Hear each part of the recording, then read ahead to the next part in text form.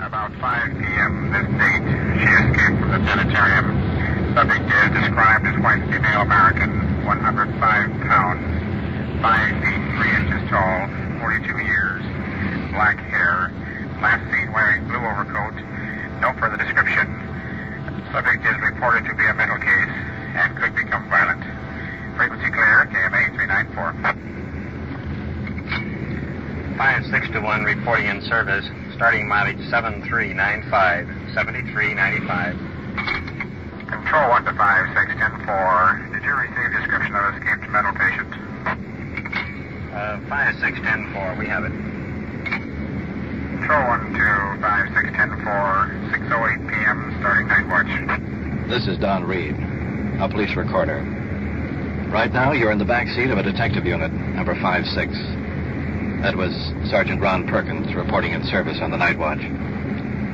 Jotting down the description of that escaped mental patient. We'll probably be working on that later. But while you're with us tonight, remember, the people you hear are not actors. This is it. This is real. This is Night Watch.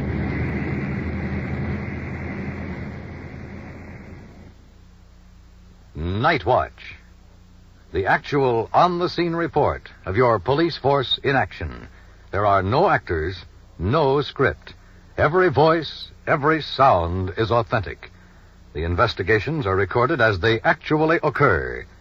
Night Watch. Presented with the cooperation of the Police Department of Culver City, California, W.N. Hildebrand, Chief. We switch you now to Detective Unit 56, somewhere in the field, and Police Recorder Don Reed.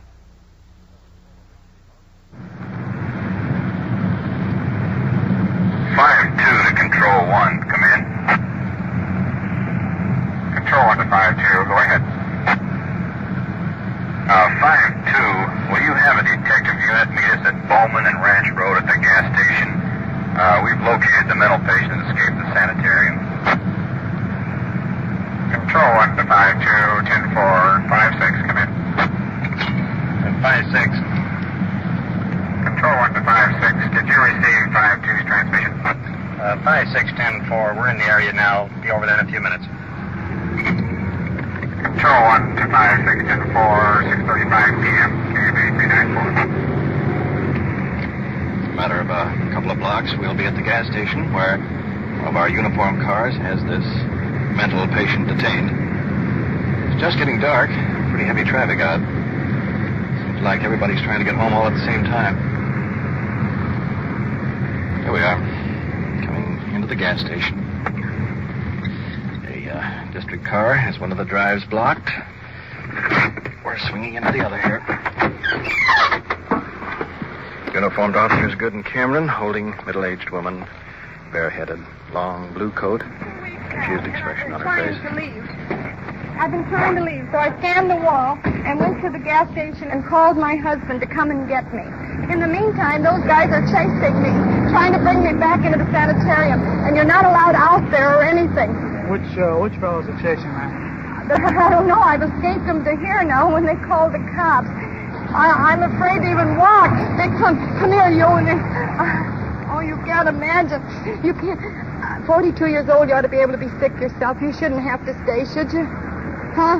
Against your will? Who put you in there, your husband? Yeah, I had got out of my head a couple of weeks ago, and he put me there with Dr.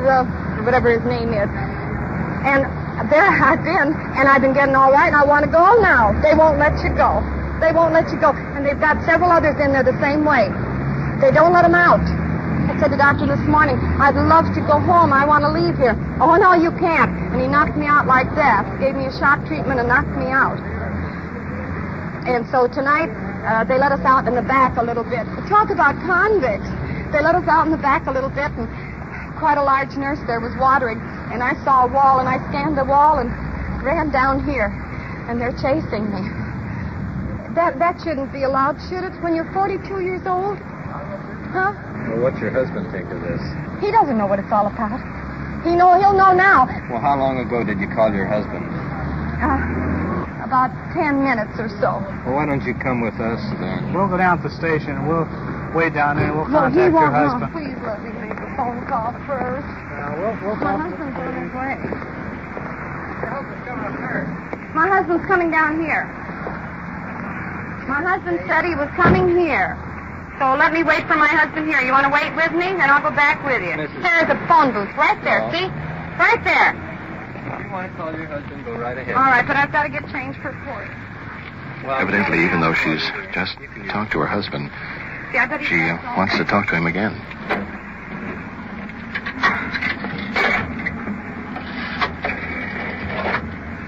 She's huddled in a small outside Will you phone get booth. his shoes?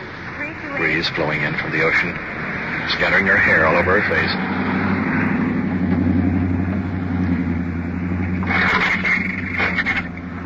$0.20. I'll have to throw the quarter in.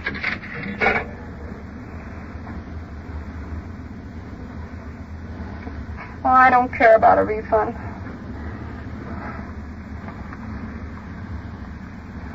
I never knew that a person wasn't allowed to choose their own life in this world. They're not my bosses. Why would I have to go with them? Will you tell me that? Why do I have to go with them? They're not my bosses. They're not my bosses. How come you haven't come yet? They're sending me back to the sanitarium. What is wrong with you? I won't have it. Please come and get me. What are you waiting for? What? Would you please come and take me home? I want to come home. Please, I've been waiting so long. I'm going to get sick. Will you come down and get me out of the way? All right, just a minute. Just a minute. Hey, they're coming after me. Your husband is coming Yes. up Can you please tell the cops that? Just a minute. Hello, Cameron. Are they coming to get me? Please. Oh, I'm going to be a nervous wreck if they don't. I can't relax. You don't know what they're like. They're coming, huh? Yeah. You want to get in the car here? Yeah, Perk. This woman's pretty confused. Arch and Paul are going to take her down to the station. You want to go with him? Yeah. I'm going to go out to the sanitarium and see what I can find out. I'll see you down at the station. Right. Okay. See you later. Right. Told me you didn't mind husband anyway. Listen, could you go up the block and see if he happens to be there now? He won't- I doubt if he could make it. I don't know. He might have traveled fast because I was crying on the phone. I was crying on the phone. The woman is in the back seat with Officer Cameron. We'll ride up front.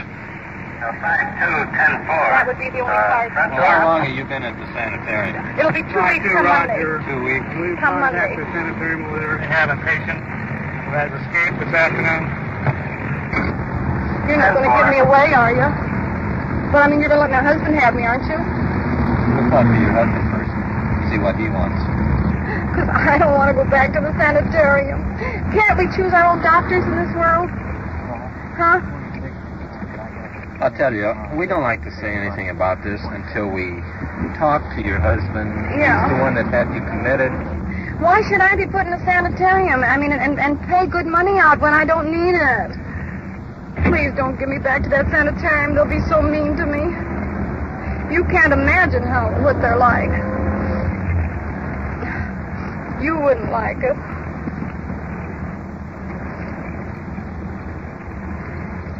You wouldn't like it. I know you wouldn't. Would you bring my husband here to the police we'll bring station? him to the station. Oh, how wonderful. Oh, God.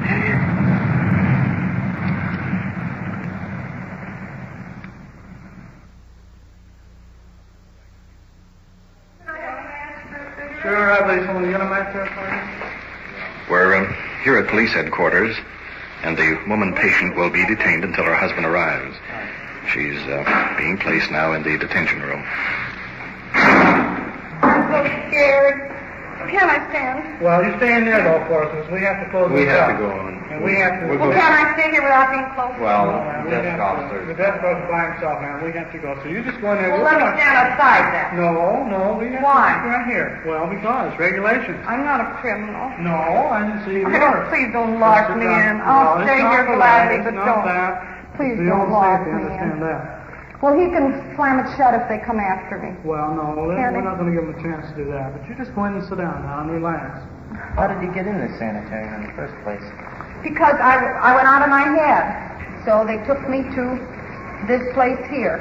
What's it like up there? What's it like up there? There's a bedroom here, a bedroom there, and it's locked there, and it's locked there. And you're not allowed to go out. You're not allowed to use a phone. You're not allowed to call your husband. You're not allowed to use any phones at all. So, once in a great while, they let us out in the backyard there, a little bit, see. So, this great big nurse was watering there, and I saw a wall, and I thought, darn it, I'm going to try. I just can't stand this any longer. So you went over the wall? So I went over the wall and ran and called my husband. I don't think he probably didn't realize how serious it was. Because now he's coming after me. Well, how do they treat you up there? How do they treat you?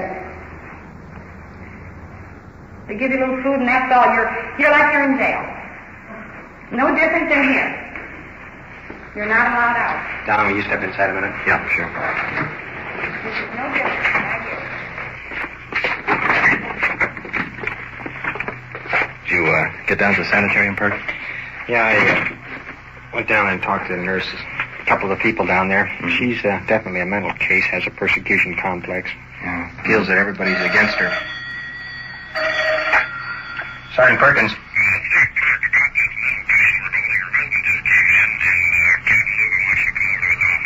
Okay, be right over there. Her husband here? Yeah, let's go over there. All right.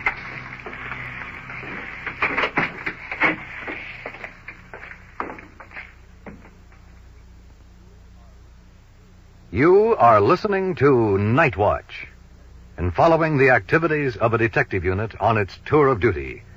The people and sounds you are hearing are real, and the investigations are recorded in the field as they actually occur. We'll bring you the results of tonight's action at the conclusion of Night Watch.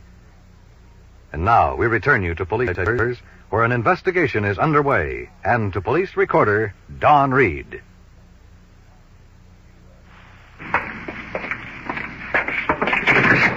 Into the office of Captain Lugo. Coming in the other door, the husband of the patient, nervously lighting a cigarette. Anxiety written all over his face. Captain Lugo, Sergeant Perkins are going to talk it over.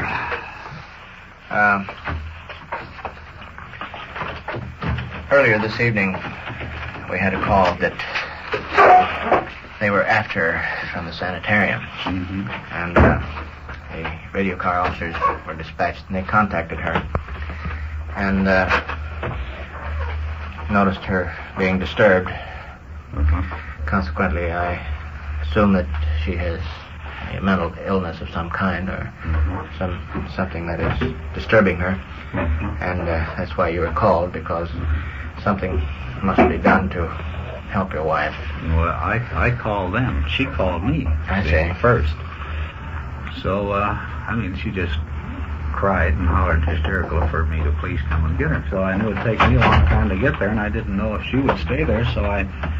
So when she hung up, then I called the sanitarium, see, and they said, "Oh yeah, we're out looking for her now. We had her out in the sun yard or flower yard or something with 3 or 4 other patients, and she climbed over the wall, see." And so they said, "We're out looking for her now." And I said, "Well, do you know where she's at? Where they're at? You don't know where she's at, then?" And she said, "No." So I told her that she was at this gas station, see. She said, "Well, I'll tell them." Well, you can't tell them if they're out looking for her now, see. And, well, that's, I guess, about it, isn't it? Yeah. Has she been at the sanitarium long? This was her second trip, and she was there just 8 days, and then she sold the doctor on the idea that she could come home, so he sent her home, and then she cracked up again. Then we had to call the ambulance, because that time she went violent, see. Have they been able to find out what causes it, or what's back of it? They say now. I had to talk with the doctor Tuesday down at his office. Said that I had wanted to know something, or I'd tell her to move over down there. So, but he said all that they could do was give her these shock treatments, so I said, well, if that's the thing you do to your wife or someone dear to you, why, that's what I want done. So he told me then that she should have 12 of these treatments, see, and be there a month, and that I shouldn't see her, so I haven't seen her since then. I'm so confused now, I don't know what to do, and of course... Well, sir, here's the situation. Naturally, we've done what we can so far to assist you in your matter here, but if you're going to take her back there, and you can take her back there, why, we'll be glad to release her to you. And, or if you need any assistance in any way, why, we'll be glad to give it to you. So if you think that you can take her back, if that's what you want to do, and that's what your doctor recommended, why... Well, that's what he recommended, but like I say, you get... it's a little hard to think, maybe straight yourself at a time like this, because, I don't know. Well, we of course don't have any... No, I know. Any specific charge or reason to hold her other than the fact that she is more or less despondent and probably mentally ill. And so whatever plans you have, we'll be glad to cooperate with you. Have you talked to her? Did you see her or anything? No, I've talked to her just very little. I talked to her just for a few minutes. Sergeant Perkins did talk to her, but there's no doubt that there is a problem there. Of course, over the phone, when she was here, she must have evidently grabbed the phone from the officer because she said it's a chip joint. You don't know what they're doing to me and all that kind of thing. And I don't know. I'll take her home, but you don't know. See, the sanitarium was helpless to come here and pick her up. Is that the idea? No, they said that she had apparently gone there voluntarily, and that they were not in a position to forcibly take her back without the consent of her husband and the person, whoever was in charge, the doctor and the husband. So they apparently will take her back as long as they know you're here. I would suggest that you call the sanitarium. I talked to them, and I said said that she thought it was better if one of their attendants go with the police officers and get her and bring her back rather than me. See, and I agreed heartily with that. Let me put it this way: just on my observation, if she had been picked up by herself under the circumstance that had happened, and we had no relatives to contact like it happens once in a while, I wouldn't recommend her being released. In other words, we would recommend that she be taken down to the general hospital. It may be that after this episode, your doctor may have other findings for you and help you relieve you of your mind and know that you are doing what you believe is right. Man, I don't know. I've done so much thinking, but I thought I had it all thought out. So did I Monday, and then when I called the doctor and had a half-hour session with him, he tried to answer me on the phone. I said, I'm going to pay for a half-hour deal with him. And he convinced me. If she'd only be a good kid and go through with this. But of course, if she had the reason to figure that out, I guess she wouldn't be in the first place.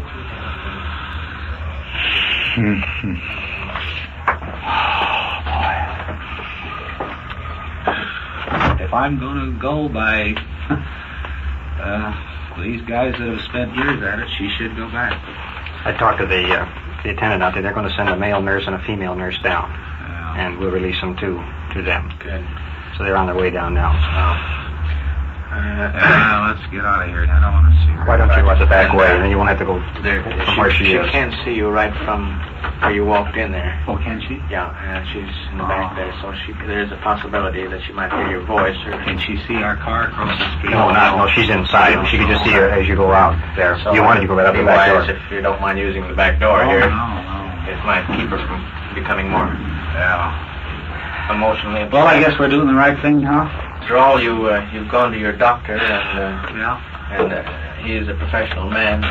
He's the one that should guide you in matters like this. But when she said it was a chip joint on the phone, I get the idea of dungeons and chains and... Well, it's a very reputable place. She don't even have to know we were here, does she? I guess. We won't tell her anything. Her husband is slowly leaving the back door. Shoulder is slumped over. He's carrying a pretty heavy burden. Captain, the attendants from the sanitarium are out in front. We might as well turn her over to them. Let's move out to the detention room.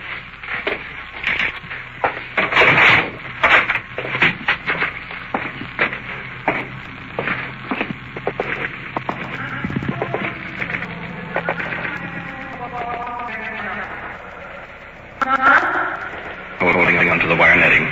Nurse from the sanitarium in front of the door, trying to persuade her to come out quietly. Not having much success. You want to go with me? I'm waiting for my husband. I'm waiting for my husband. He'll be at the hospital when we get there. You want to go with me? Yeah, but if I go to the station, you'll lock me in. No. Look, honey.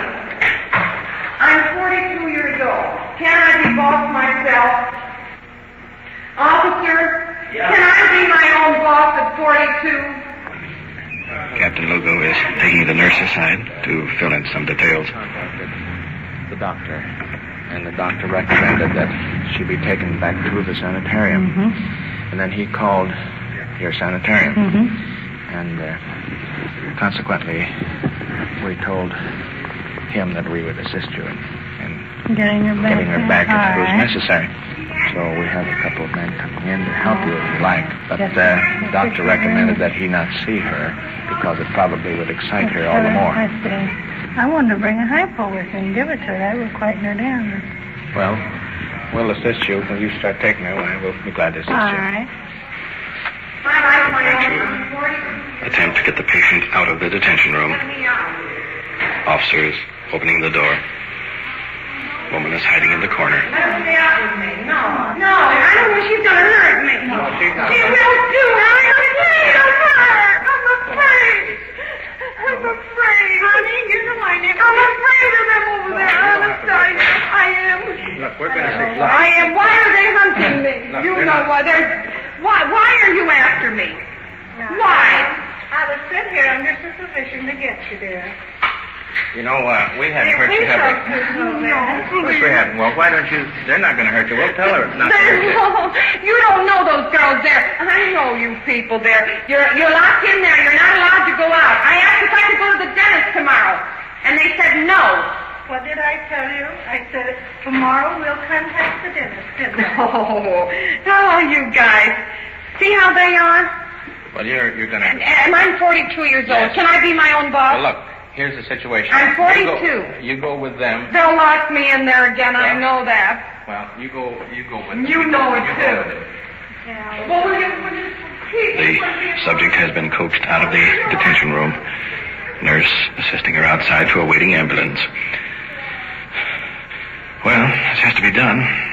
How to get her in as quietly as possible is the problem. One of the officers has a restraining strap under his arm. Hope it won't be necessary to use it. I bet you.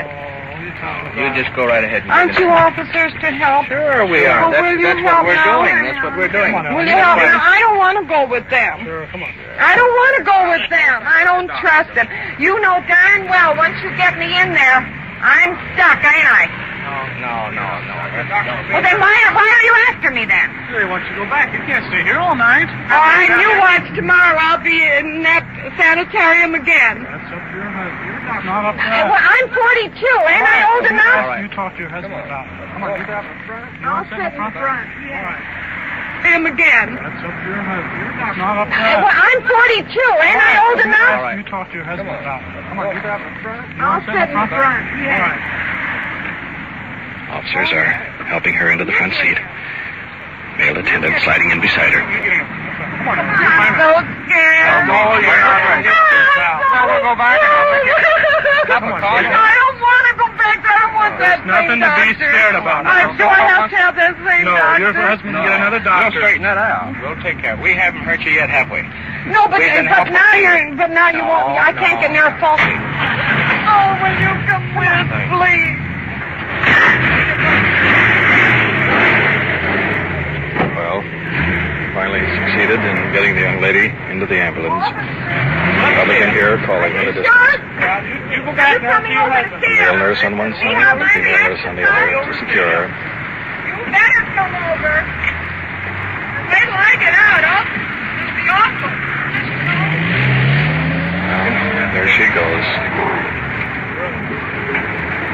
Returning now to the sanitarium. Well, Perk, some people are lucky, some people... Yeah, but let's get the work done.